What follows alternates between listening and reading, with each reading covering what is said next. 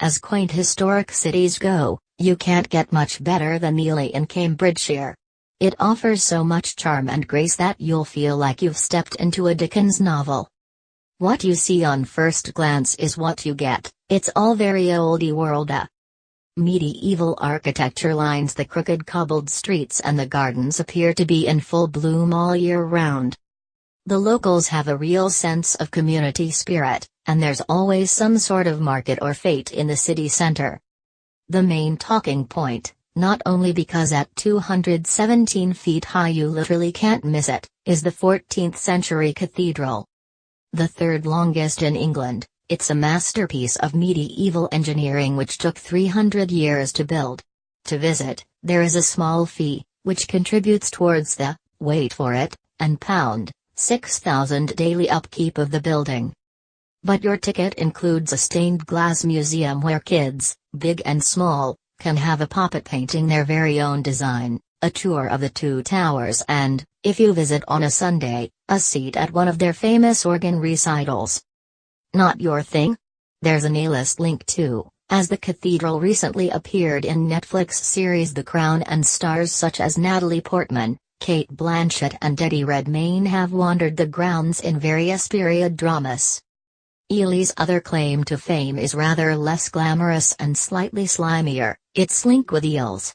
With the name deriving from Isle of Eels, this dates back to when Ely was an island surrounded by water and marshland with eels in abundance. Nowadays, Ely likes to celebrate its slithery friends with a picturesque walk imaginatively called the Eel Trail. It's a stroll through some of the city's most beautiful areas, dotted with artwork portraying the life cycle of an eel. The Pie and D Grave, Star and D Cute, Sistance is a 10-feet steel sculpture in the pretty Jubilee Gardens.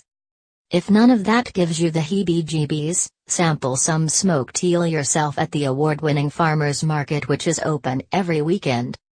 For tastes less fishy, the city centre boasts tea shops a plenty, while for the fancier end of the spectrum, it has to be afternoon tea at the Poets' House Hotel. Booking is essential, but a selection of sandwiches, cakes, scones and a glass of fizz will cost £1.25. A kid's green tea is also available for £1.10, swapping the champers for a hot chocolate of course. The lunch menu at the Poets also has an epic pork belly and Asian slaw open sandwich and great tapas dishes. Dinner is pretty special too, with 3 courses for £1.30. Try their smoked eel terrine.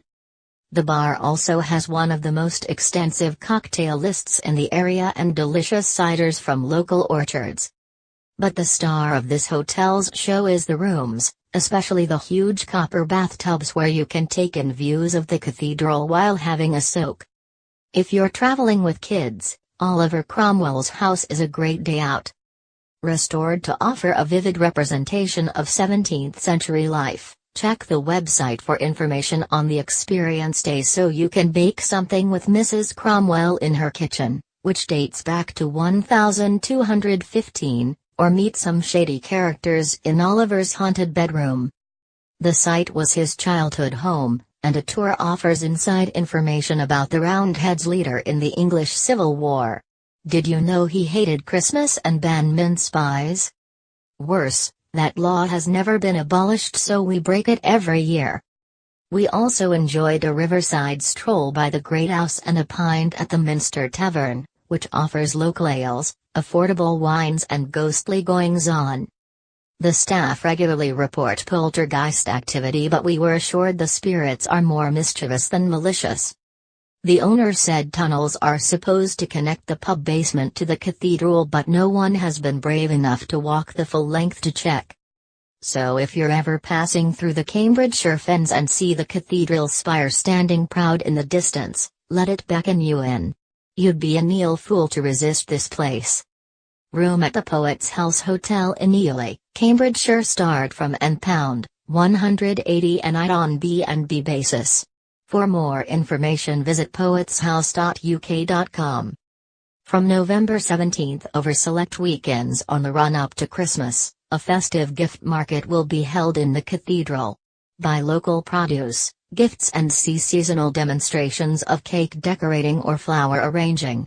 Go by train. The station is 5 minutes from the center and the car parks are tiny and very busy. For more information head to visitly.org.uk.